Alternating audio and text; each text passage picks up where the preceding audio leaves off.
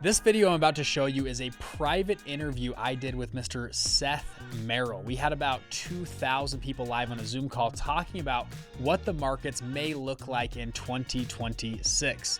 Now, Seth has extensive background in equity trading for huge, and I'm talking massive institutions, multi-billion, deca-billion dollar institutions. So when he shares some thoughts in the market, I tend to listen.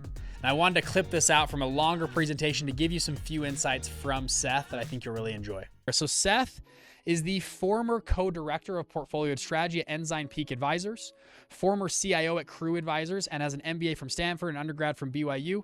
Seth, if you can look those firms up, massive firms in Utah. He's done extremely well, primarily in global equities. So Seth, welcome on. Well, it's really great to be here. Yeah, good to have you here. Bridger, it's been such an interesting year in markets and macro. Looking forward to having a chance to speak about it today. Yeah, we've covered quite a bit so far. I'm not sure if you've caught the beginning, but we can even re-go over some stuff because you have quite extensive experience in really, I mean, at an institutional level, working with these markets. So I'm curious because I'm just a little guy here. I look at my office and I see the market go up and down and I go, well, I play more of just a fundamental investor trade because I don't know all the intricacies. And so Seth, today, I guess the initial question, let's just kick it off. How are you thinking about or adjusting your portfolios moving into 2026 and beyond? Bridger, it is such an excellent question. I have three themes that I believe should be really carefully considered as we're thinking about 2026. First one, get large. Second theme is watch for downward pressure on rates. And the third is to look at the what I'll call the second wave impact of artificial intelligence. So I'm just going to kick off. Let's unpack that first one. So okay. Yeah, get large. What does that mean? Yeah, so get large. So when I started my career 25 years ago, you heard so much about the small cap premium and value premium. And those things make sense, right? So if you're thinking about equities, the idea that there is a higher failure rate for small companies. So if you're going to own a portfolio of small companies, you really should expect a higher return because of that risk. Yeah. And so if that's the case, you should expect, an extra 100 basis points, 200 basis points a year. A similar theme with value. But if you go back to the global financial crisis, 2009, in the last 15 years, you see those themes flipped on their head. Yeah, it doesn't work. Yeah, keep going. It feels like it's not accurate anymore. Yeah, I really like the thought that not only does it not work, but the magnitude of it not working has been underappreciated by most investors. So I like to think about it as a pattern of 5 and 5. So if you go back 15 years, the average return in the US, large cap over small cap, is about 5% per year. The average return of growth over value, also about 5% per year. That compounding catches up really fast with your long-term return. Let's take an example of the Mag 7. Everyone talks about the Mag 7. When you go back to 2009 and come forward to today and take just the S&P 500, so only in the large cap space, and distinguish the largest, the mega caps, the Mag 7 from their other 493 companies in the S&P 500, the median return for a company in the 493 is about 14% per year since 2009 over the last 15 years. It's a great return.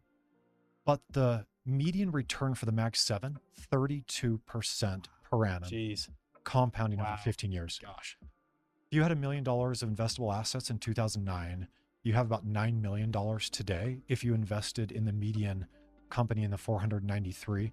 But if you invested in the Mag 7, your portfolio is $105 million today.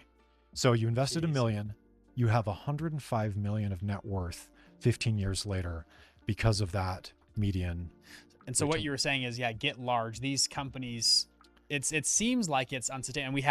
And we had FANG, and then Mag 7, and then Mag 6, and it keeps that basket, feels like it keeps adjusting over time. And it's always hard to know, will it work next time? Will it work this time? But if you look back, what you're saying is these big companies will continue to be big and will continue to grow, at least looking back for the last 15 years.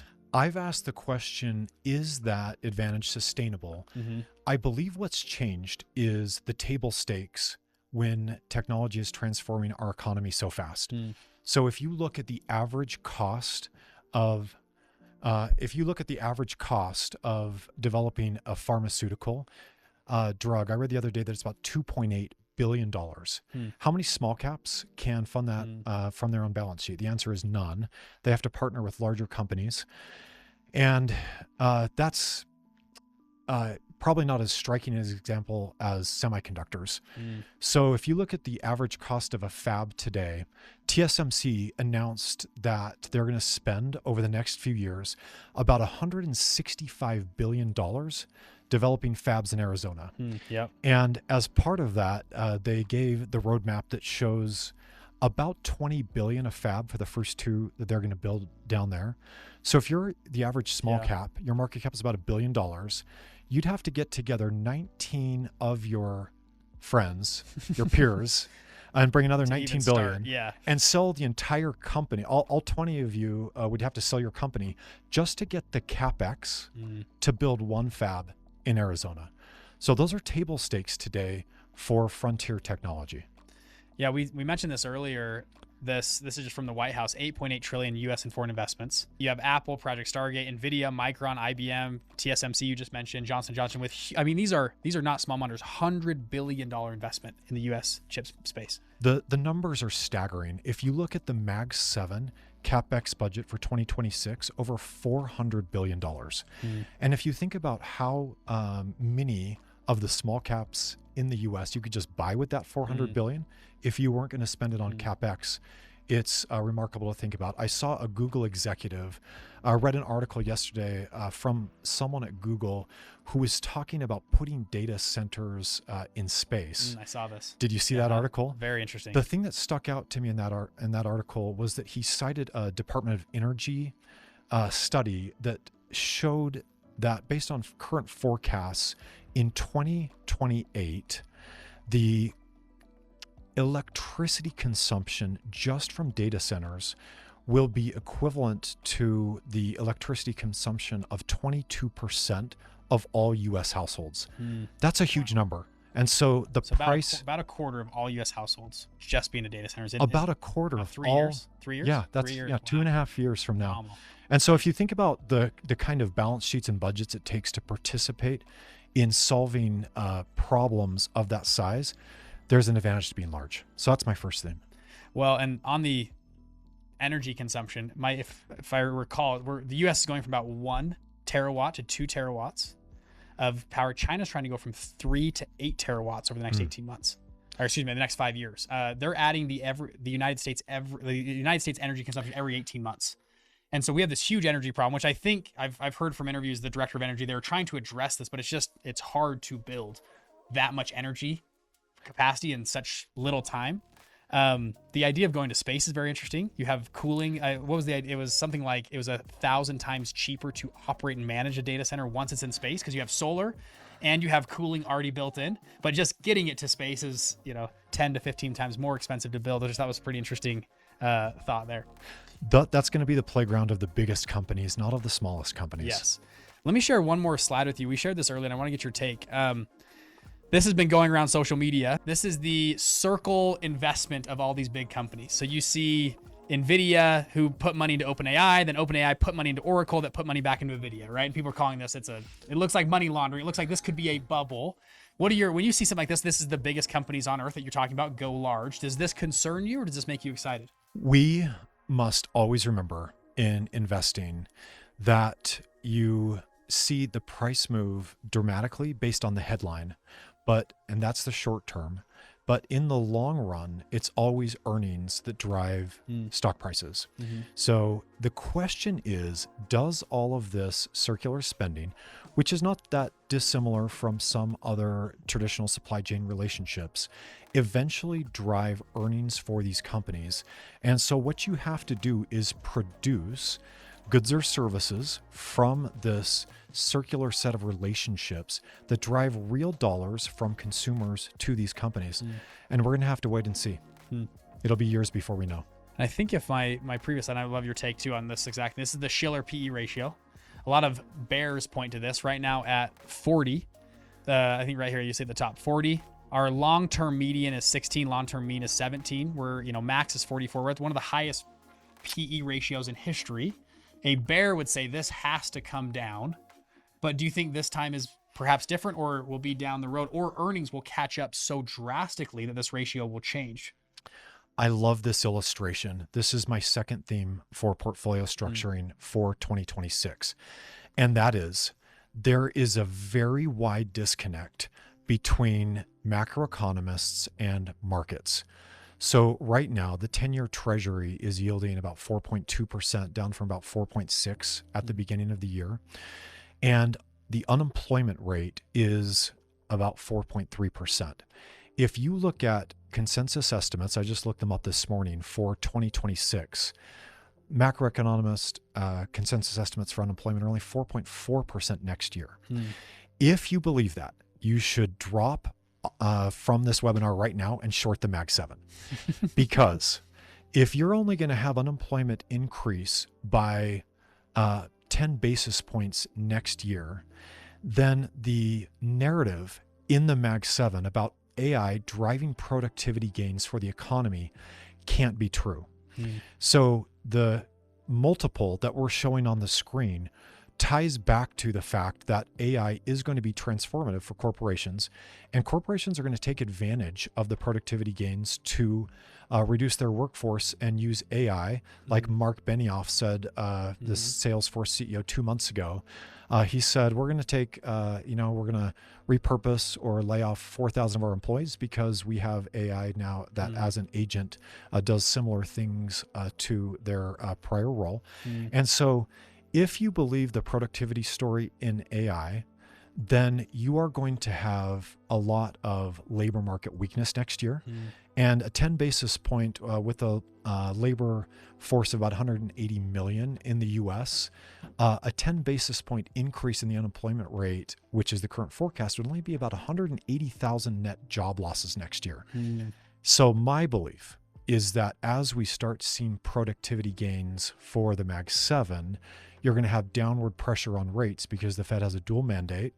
So max unemployment and price stability, they're focused right now on, with inflation a little closer to 3% than they would like, on price stability. But if you start seeing layoffs, you're going to have them start focusing on unemployment. That will put pressure on rates in 2026.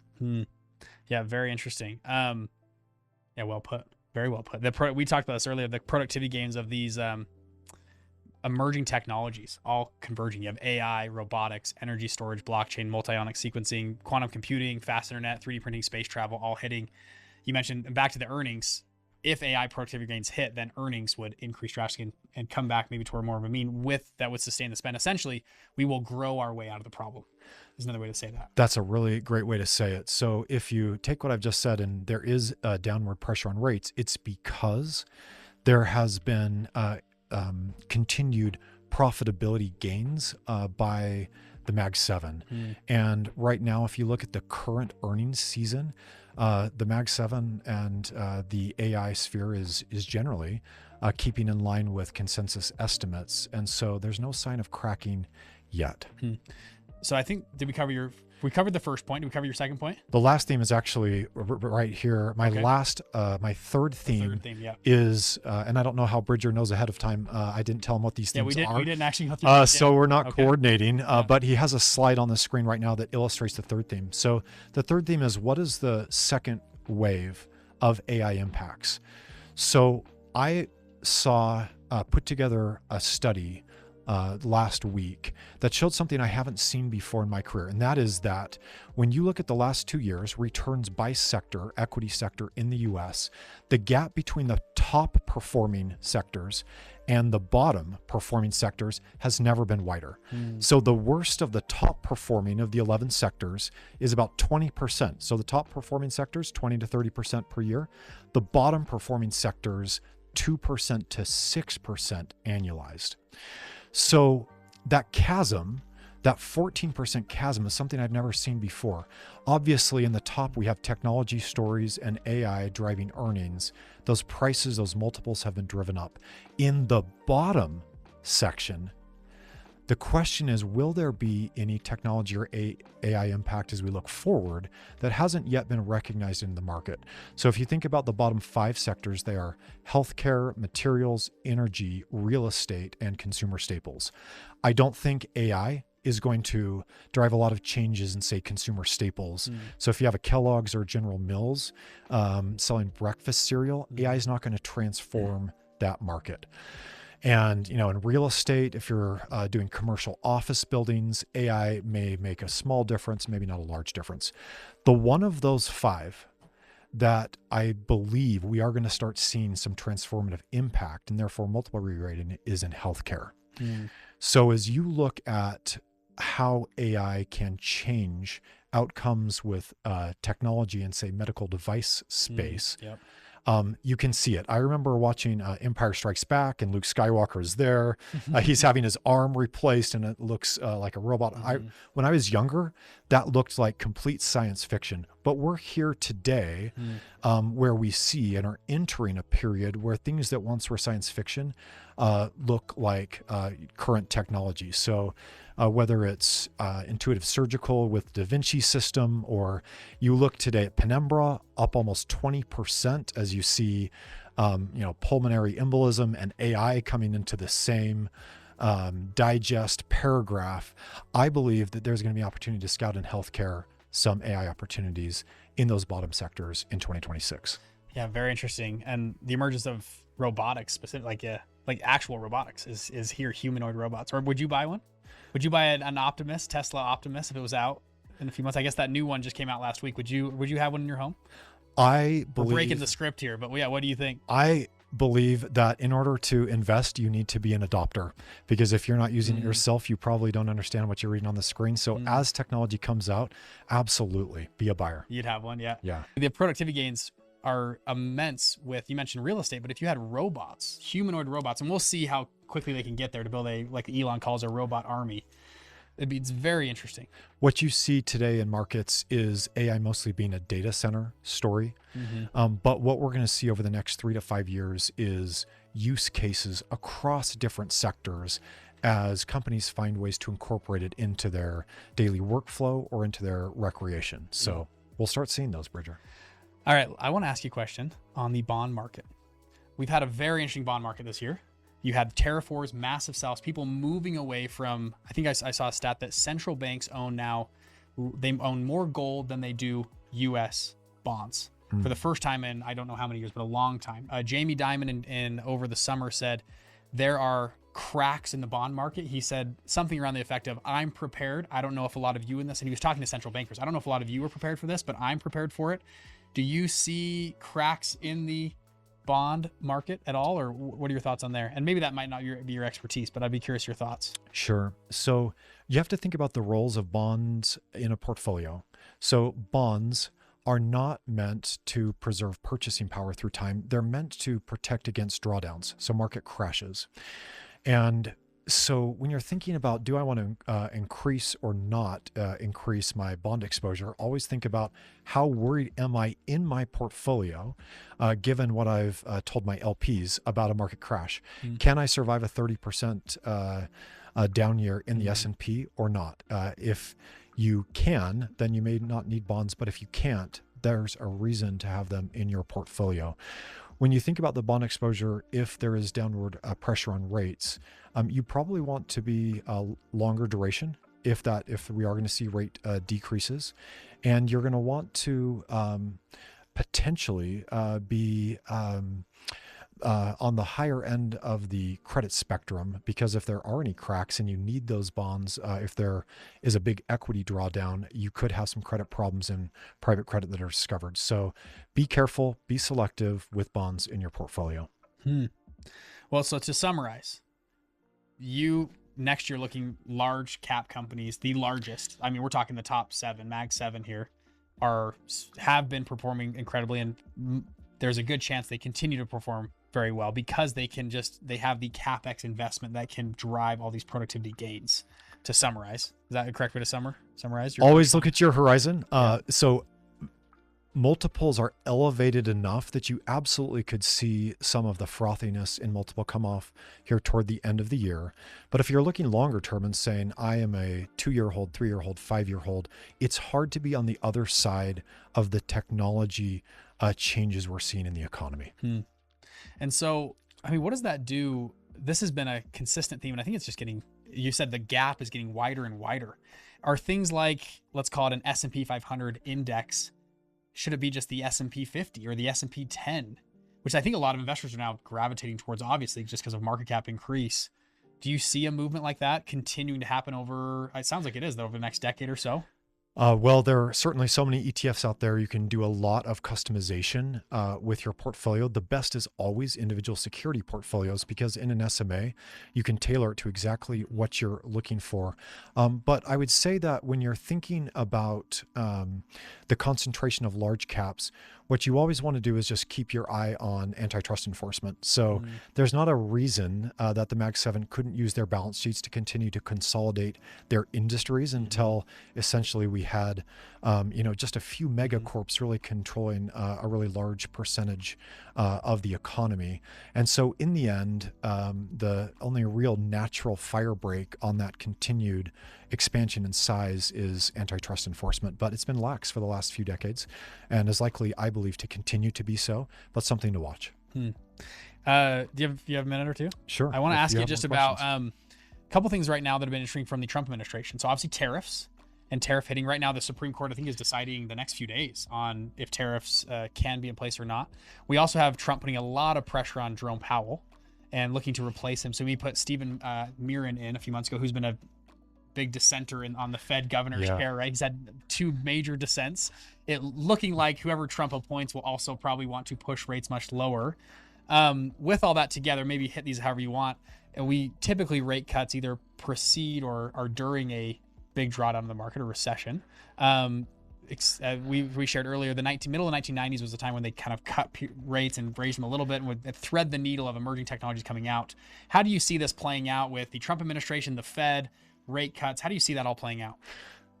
It's a fascinating question, because what we've observed this year is something we have not seen before. So I have not updated this in the last few months, but a few months ago, I did a study on the pace of executive orders in this Trump administration. And the pace of executive orders has been truly astonishing. So if you go back to Trump's first administration, there were 33 executive orders signed in the first 100 days of that administration. Then Biden came in, and there were 42 executive orders signed in the first 100 days of his administration.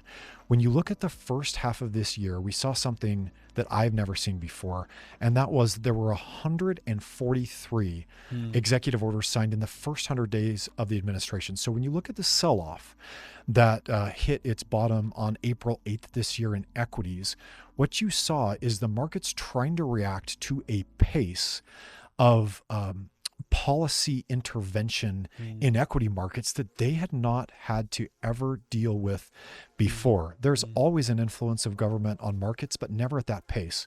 So when you're thinking about what happens here at the end of the year, the short answer is no one knows. But the markets have regained confidence that Trump is a deal maker, not necessarily an iconoclast, and that he, whether it's him saying, no, I'm not going to pursue a third term, or whether he, in his statements about Fed replacements, using more measured language than some expected that he would use, giving a little bit more confidence that he's going to wait for the natural term turnover to happen next year, has given markets confidence, and they don't feel rattled today by the administration in the way and to the degree they did in the first half of the year. Yeah, I made a post about this, but I think Jerome Powell had really I think he wanted to cut rates, but the narrative was tariff revenue. We're going to wait and see how the tariff revenue hits or the inflation from tariffs. And then Trump, pushed at him hard. And there was this moment of, can I fire Jerome Powell? He asked the Supreme Court, and there was a moment of, and it looks like Scott Bessent, who's a sharp individual, said, hold on, we need to have the Fed independent. We can't do this. And it put Jerome Powell in a corner that said, even if I cut, I want to cut rates, but if I cut, it feels like I'm bowing to the president.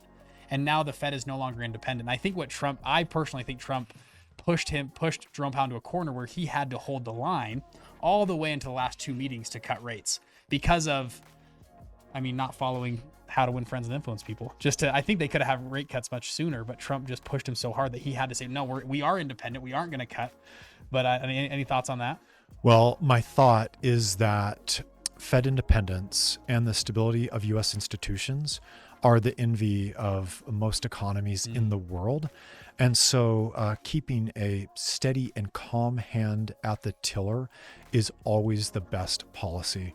We've had a couple of Fed meetings where there have been a couple of dissents now, which is unusual going back the last few decades. And so I think and I hope that Trump has felt that he has gone as far as he can in trying to influence the Fed, and we'll just let the natural course of events play out over the next 6 months, knowing that if AI is as effective as Mag 7 multiples imply, we'll have employment labor market weakness next year that will put pressure on the Fed in without him having to do any of that directly. Yeah, interesting.